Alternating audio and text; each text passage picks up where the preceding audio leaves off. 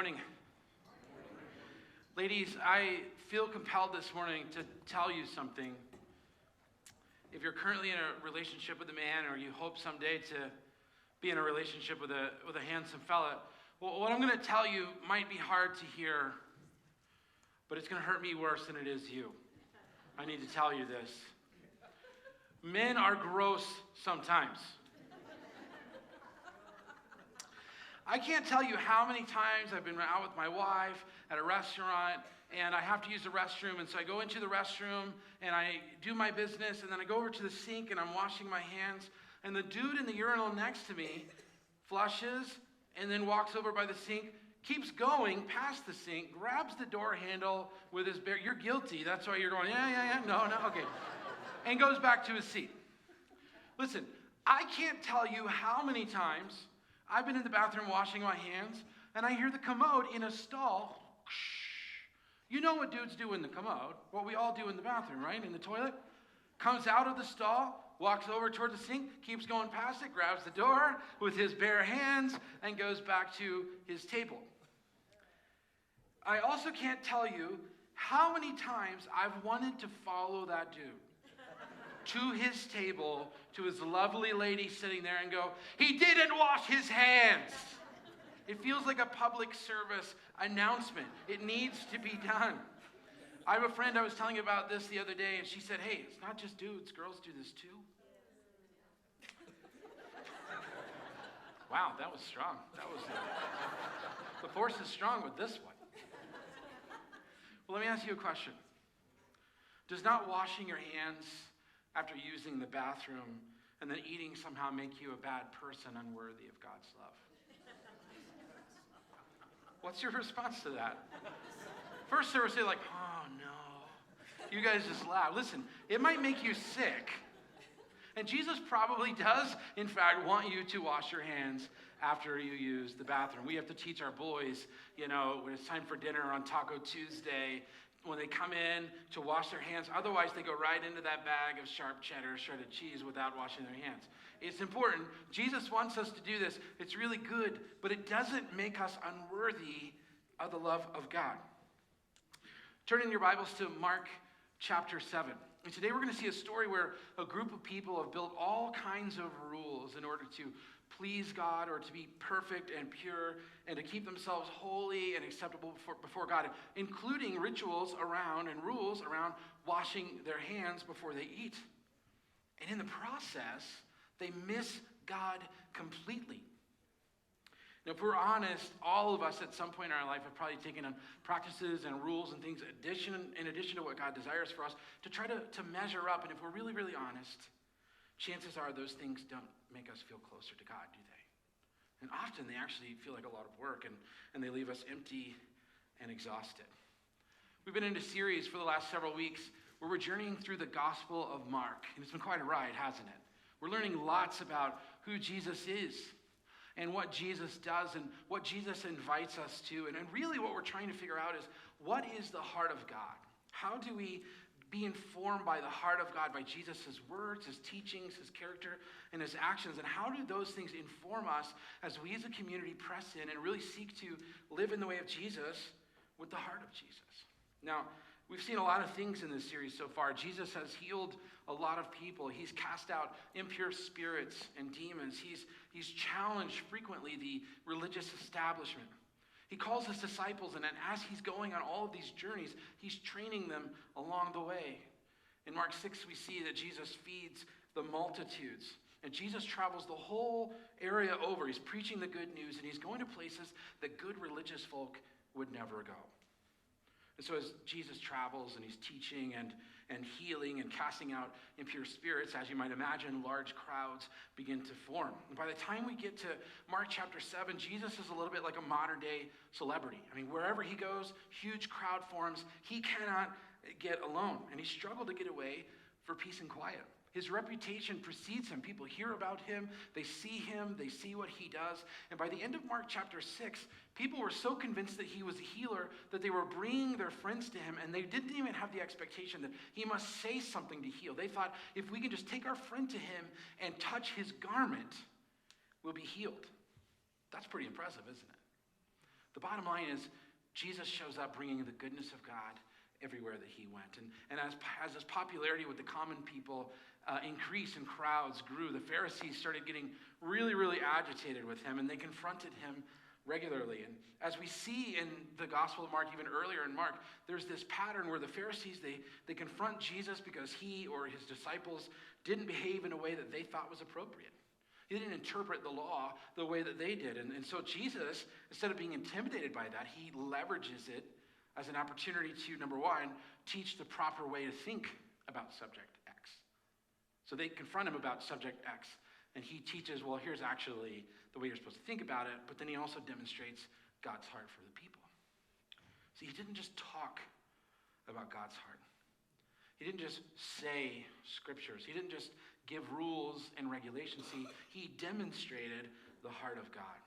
So in Mark chapter 7, we see that the Pharisees and the teachers of the law, they come down from Jerusalem once again to investigate what's going on, and they observe Jesus. And I'm imagining they walk into the bathroom, and they use the bathroom, and they go to wash their hands, and Peter's in the stall or in the urinal, and he walks past. Good to see it. Probably slows down, does a little of that number, grabs the door handle, goes to his table, and that incenses the Pharisees. And unlike me, who didn't follow them to the table, they did. And they went to Jesus, and they said, what gives, man? Like your disciples, they don't do the rules that we've given them to do. They don't do these things that they should be doing.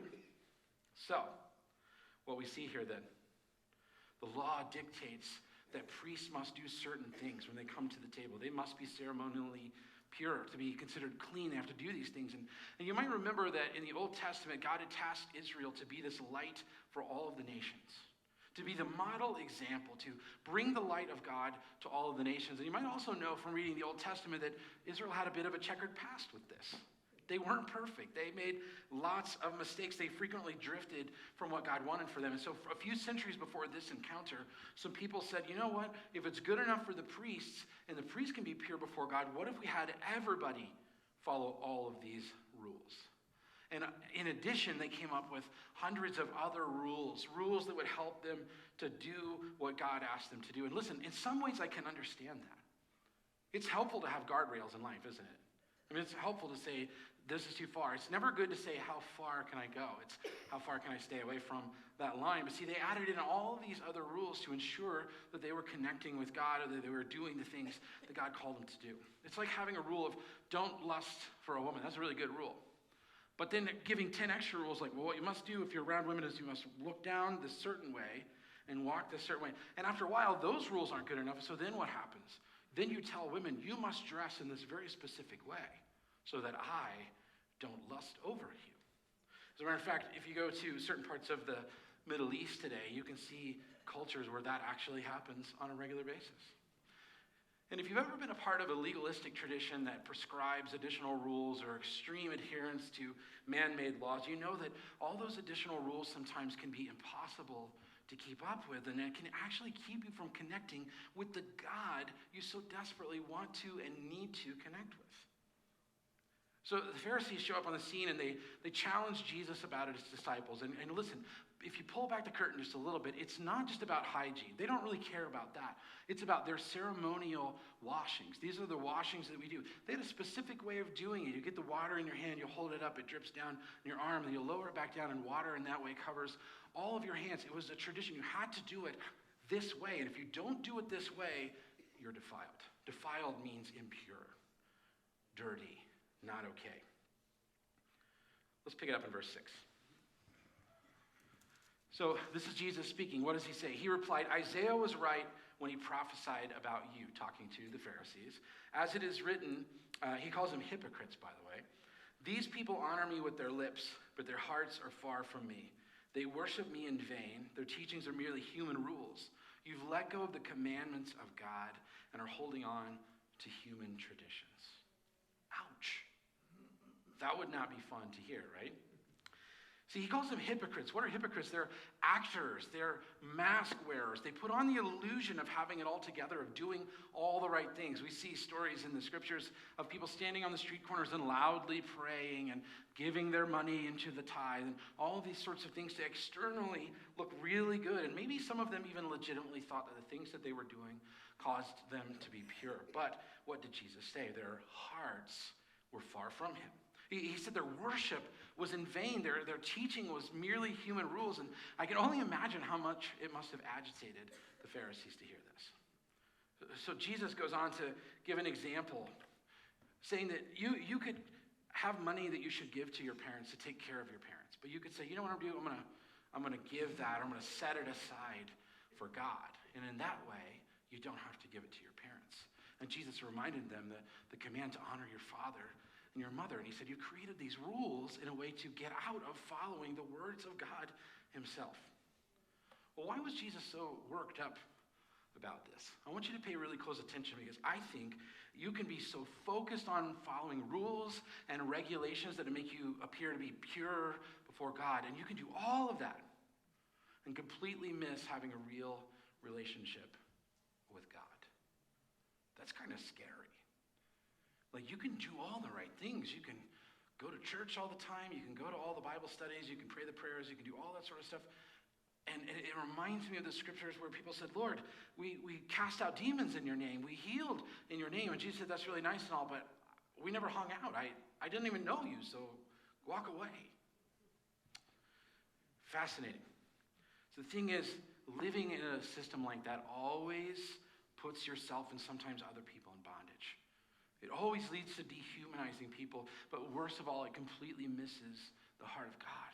See, I know so many people that they focus so much time in their life on sin avoidance. Like, I don't have a problem with X, so I'm going to do everything I can to walk away from that. And their lives are a series of don'ts. I'm not going to do this, I'm not going to do this, and I'm not going to do this. I've said this before. I heard it when I was a kid. I'm going to keep saying it until I die. The old adage, what is it? Don't drink, don't dance, don't smoke, don't chew, and don't hang out with girls who do.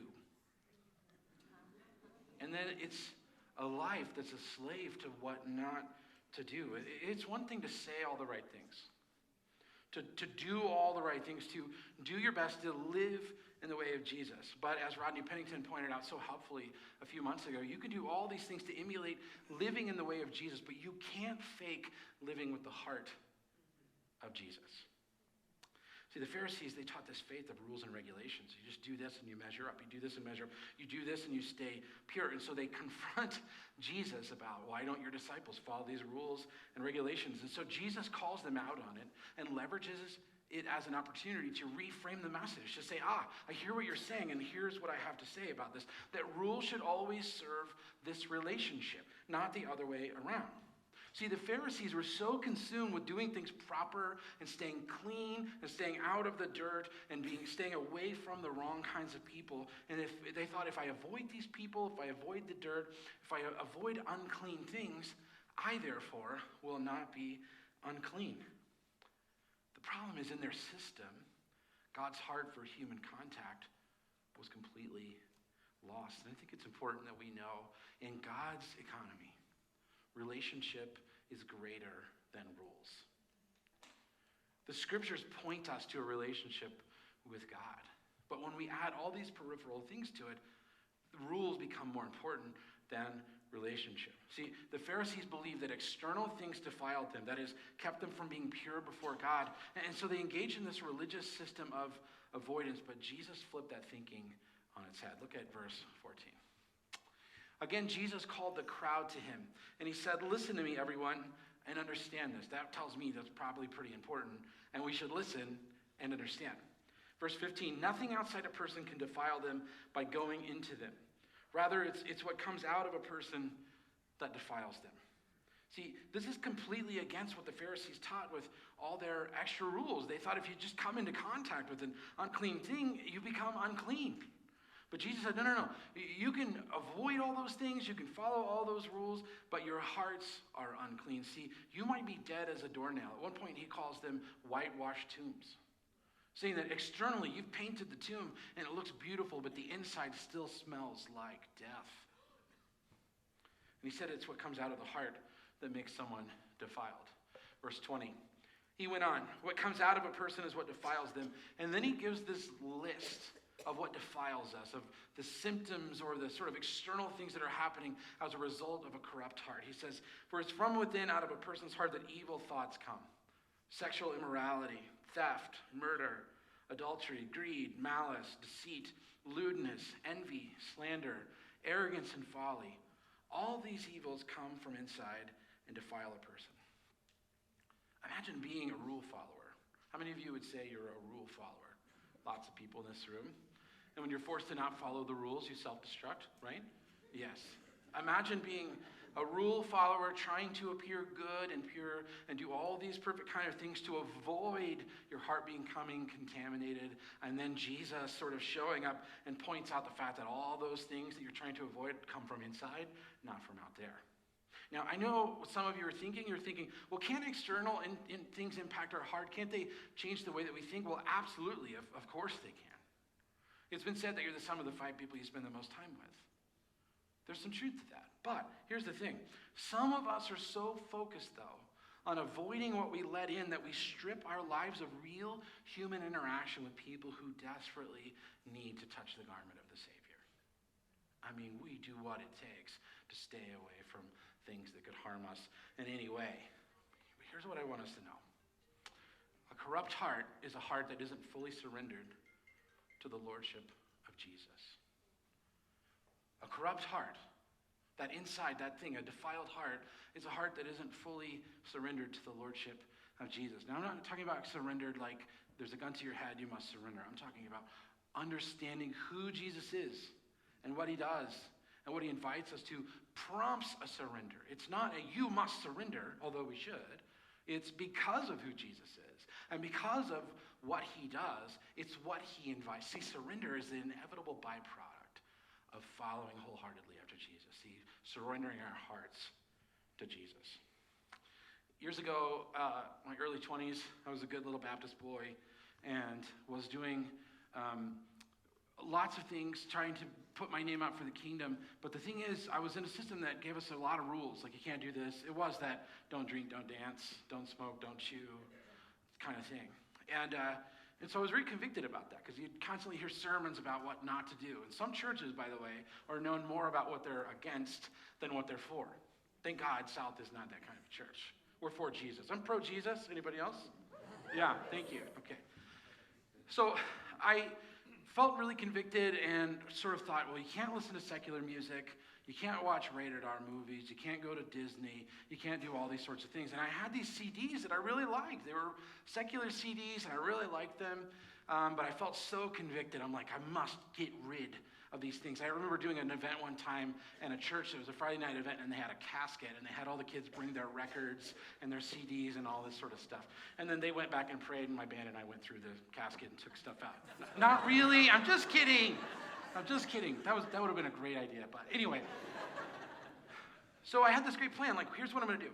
My buddy and I were going to get in the car, and we're going to go down this country road, and I'm going to get rid of the devil, these CDs, these secular CDs that will defile me, right? And so we went down this country road, and we rolled down the windows, and we threw the CDs and shattered them on the road as we're going. Not thinking about the fact that in my effort to run to Jesus, I was littering all over the countryside.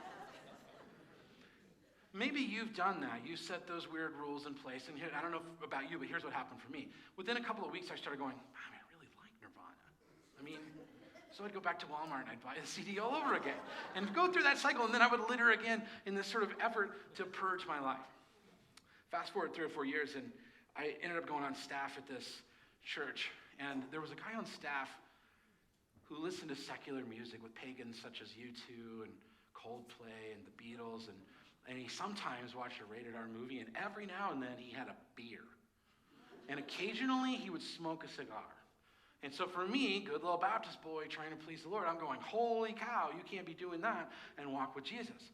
But let me tell you, what confounded my brain is that he seemed to love Jesus way more than I did. He was deeply connected to the Spirit of God.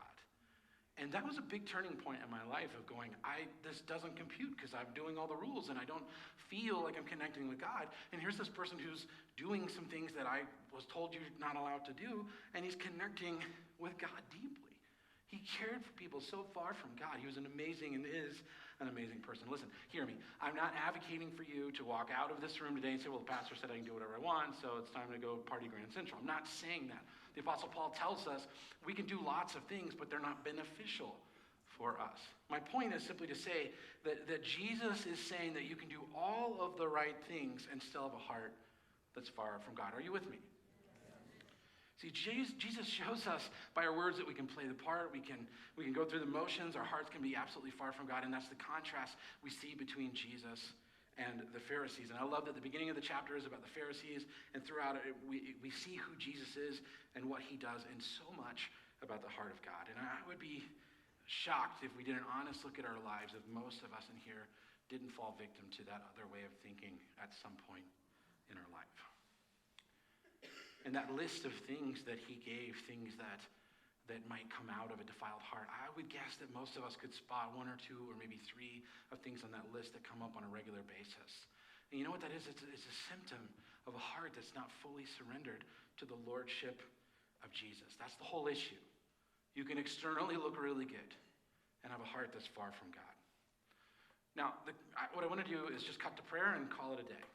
But I don't want to leave you hanging going, uh-oh, I have a corrupt heart and I don't know what to do. So, how do we make sure that we have a heart that's in love with Jesus, that fully surrenders to the way of Jesus? So I think Paul in Galatians 5 really helps us to see this clearly. He kind of gives the answer. Paul's a theological rock star, and in verse 16 of Galatians 5, here's what he says. He says, so I say, walk by what?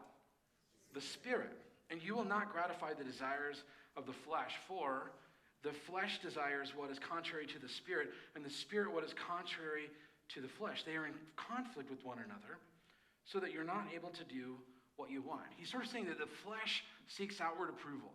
The flesh seeks to look good, to seek to do all the external right things. And Paul gives a list of the acts of the flesh, the corrupt heart. He tells us what that looks like, and it's very similar to the list that Jesus gives in Mark chapter 7. But Paul also goes on to say that if we're led by the Spirit, we're not under the law. We're not under those man-made regulations either.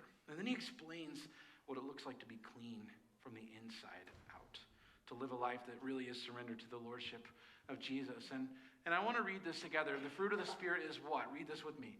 Love, joy, peace, patience, kindness, goodness, faithfulness, gentleness, and what? Self-control. And then he says, against these things, there is no law. See, there are laws against don't do this and don't do this, and there are man-made laws, but against those things, there is no law. It's like eating your vegetables. Eat as many as you can stand. Like, never going to get old. It's not bad for you. Do it. Against love, joy, peace, patience, kindness, all of that, there is no law. And in verse 25, Paul tells us to keep in step with the Spirit. See, that's how we have a heart that is surrendered to him, that's fully his. And so the Spirit, if we do that, will produce that fruit, the love, joy, peace. So if you're asking yourself, am I connected to the Lord? Well, the question you should probably be asking is, do I see the fruit of the Spirit in my life? And if you don't, there's probably parts of your heart you've yet to surrender to the lordship of Jesus.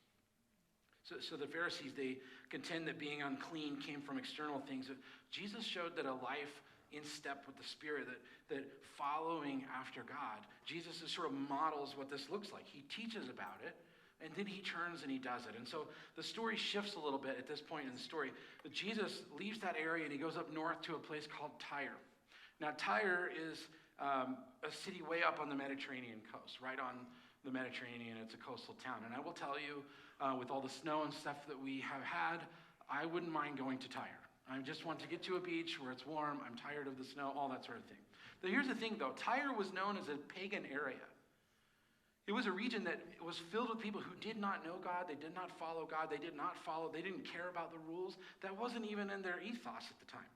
And it's an area that the Pharisees definitely would not go to. Why?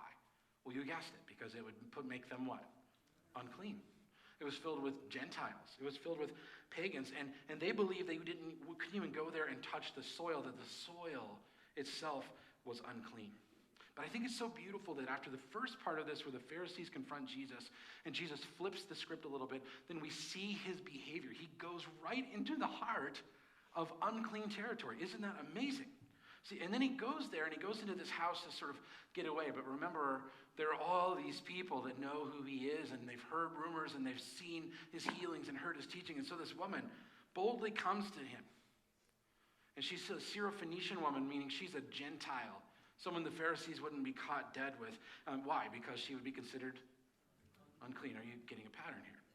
And so but this woman though, she so believes that Jesus can heal. She so believes that she persists in asking him to cast this impure spirit out of her daughter, who's not even there, and Jesus relents and does it. Listen, what we are learning here is Jesus shows us the heart of God. See, he goes to an area that most people wouldn't go. He serves people that most people wouldn't serve.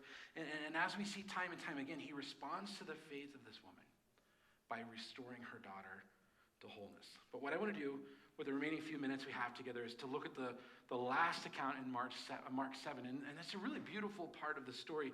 It's such a beautiful contrast between the way that the Pharisees entered Mark 7 and the way Jesus interacts with these people, with this man at the end of Mark 7. And I think it shows us an incredible picture of the heart of God. What is God like? Jesus shows us what God is like. Verse 31. So Jesus left the vicinity of Tyre and went through Sidon, down to the Sea of Galilee, and into the region of the Decapolis. Listen, I don't want you to miss this. Jesus went to the Decapolis, which is southeast of Tyre. It's a region of 10 cities. There's 10 cities there. He had already been there, but he took this really circuitous route to get there because he went up to Sidon, which is another 20 miles north of Tyre, before he went down to the Decapolis. Well, why did he do that? I don't know. He most definitely went through an area that the Pharisees wouldn't be caught dead in because it was filled with unclean Gentiles. But I wonder, is this partially Mark's way of sort of foreshadowing the gospel? What Paul says about the gospel, the mystery of the gospel, is that the gospel was not only for the Jews, but also for the Gentiles. See, Jesus is going and healing people and bringing wholeness to people that the Pharisees thought were out. Us versus them, in versus out. And Jesus is modeling he's for everyone. To the point that this woman comes to him who is Gentile and said, look, I understand that Israel, and through her words, he uses this illustration about the dogs and the children. I understand that Israel is supposed to receive the gospel first and then the rest of us. But I would tell you what, I'm okay just getting scratched because at least the dogs under the table get to eat at the same time as the children do. She was relentless. And her faith, he marveled at that, and he healed her daughter. So he goes up through Sidon and then down in southeastern to the Sea of Galilee, and this starts one of the most beautiful parts of the chapter for me. There were some people that brought him a man who was deaf and could barely talk, and they begged Jesus to place his hand on him. The Pharisees, they had dead hearts. Think about this. This is really fascinating to me. God made rules to help set Israel apart, to help people remain pure. And then the people were so committed to remaining pure that they added a bunch more rules to help them follow the first set of rules. Then God in the flesh came to them and did not abide by their set of rules. And then they judged God harshly for not abiding by their set of rules. You catch the irony here.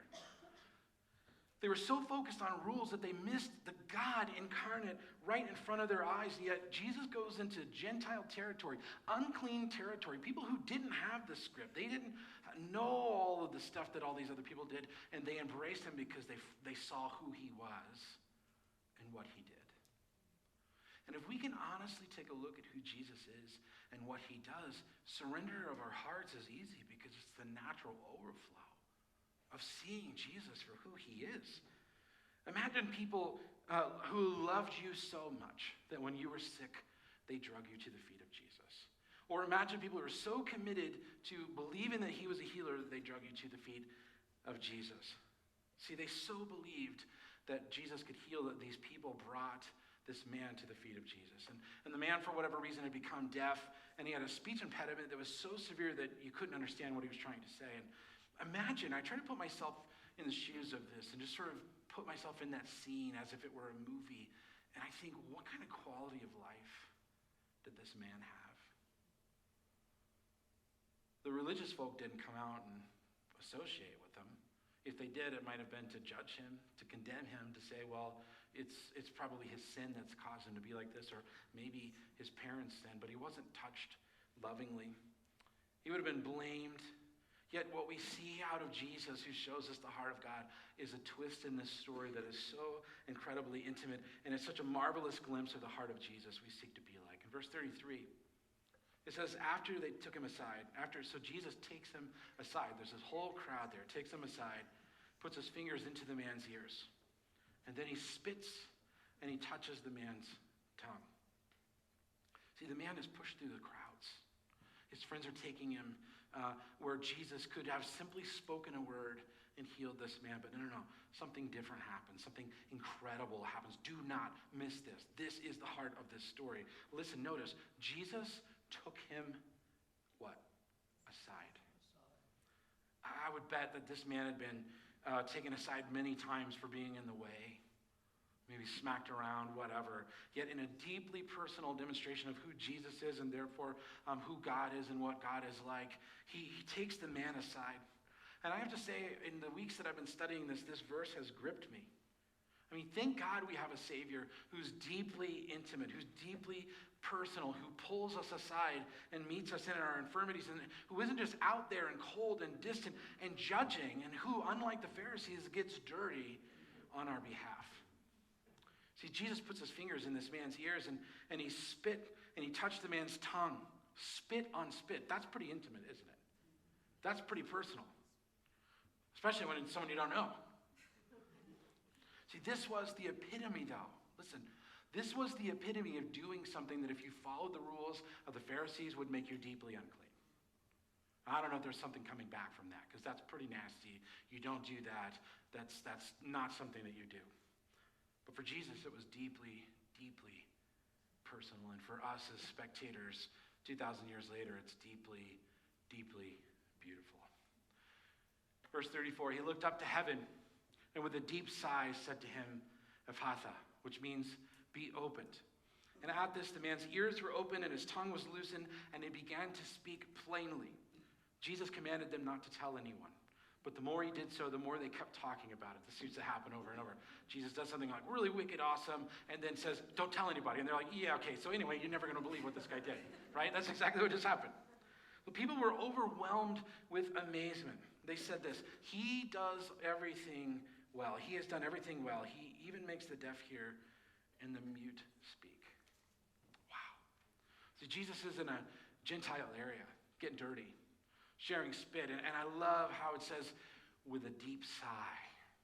Repeatedly in the Gospel of Mark, we see that when Jesus heals someone, frequently we see some sort of emotion come out as he's doing it. And I have to wonder, what is that about? And I wonder if maybe he's feeling the weight of our sin and our brokenness holding us down. I wonder if it's grief over the fact that his children, people who he loves so much, are under such bondage and hurting so badly. You know, there were lots of magicians, so-called magicians in that area at this time, and they would come and they would say incantations, gibberish words, and to try to work up the people and to try to do something. And I think it's really interesting that there's literally the transliteration of this word because it's a real word. See, Jesus wasn't going in and just casting spells and hocus pocus. He was speaking, and I think this is Mark's way of showing that it was a real word uttered by a real God leading to a real healing. And no doubt, readers of Mark's gospel would be reminded by this passage from Isaiah. And we have this opportunity to look at this. It says, strengthen the feeble hands. Steady the knees that give way. Say to those with fearful hearts, be strong, do not fear. Your God will come. He will come with vengeance, with divine retribution. He will come to what?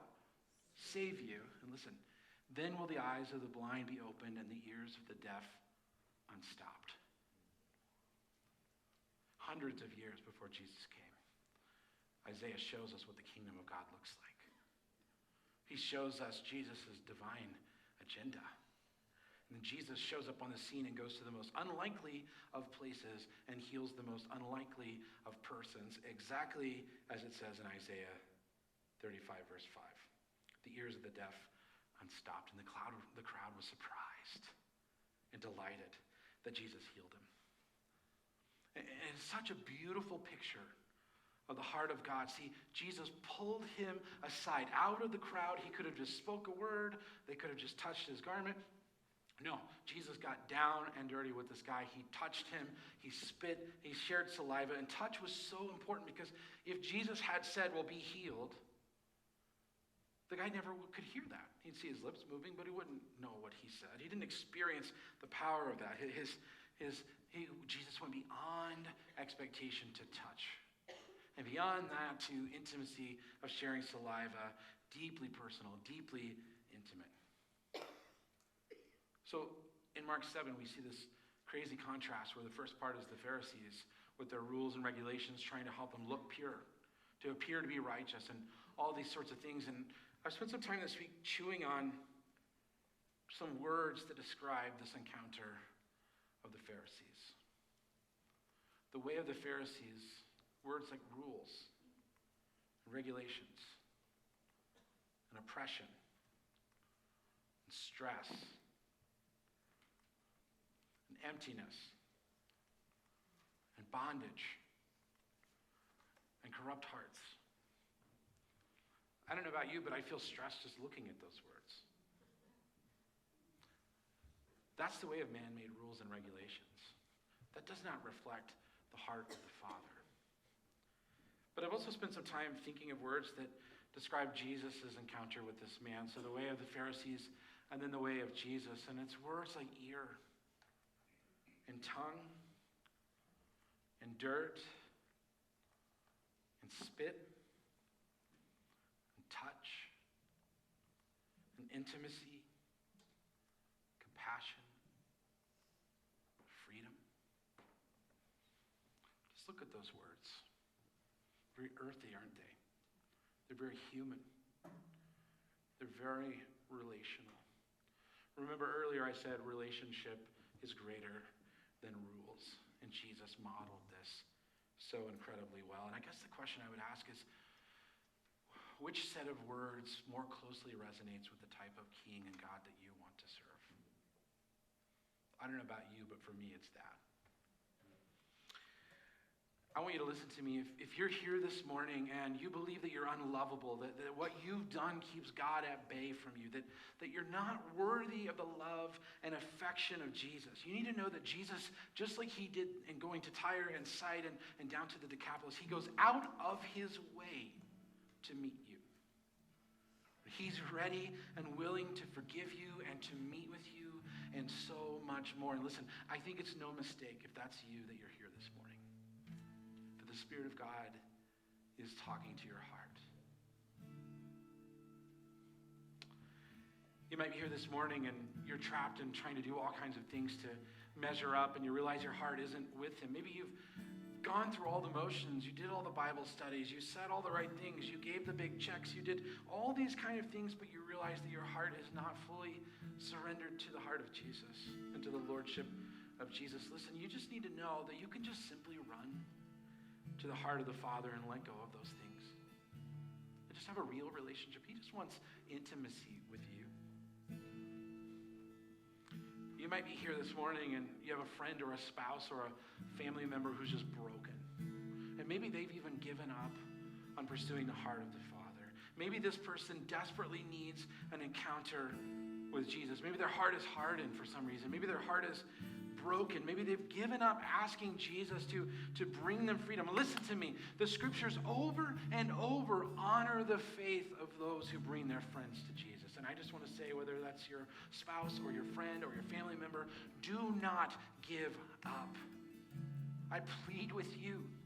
Continue to bring them to the feet of Jesus. And like that Syrophoenician woman, go to the arms of God and say, I beg you for the table scraps on behalf of my friend. Don't give up. And then finally, you might be here this morning and you desperately need Jesus to heal you.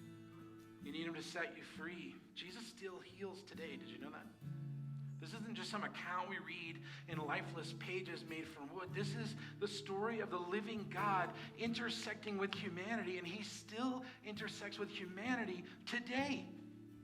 And you might be here and you need to be set free, whether it's something physical or maybe your marriage is broken or a relationship is broken or there are patterns of thinking you're so trapped in or you have addictions or you just can't seem to walk away from emotional bondage. I want you to know, myself and our elders, we would be honored to pray with you and to ask the Lord to heal you and to set you free.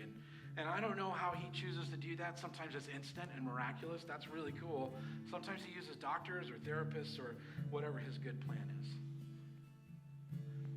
Last thing I want to say, the last thing we see in Mark 7 is that the people marveled at what they saw, and what did they say?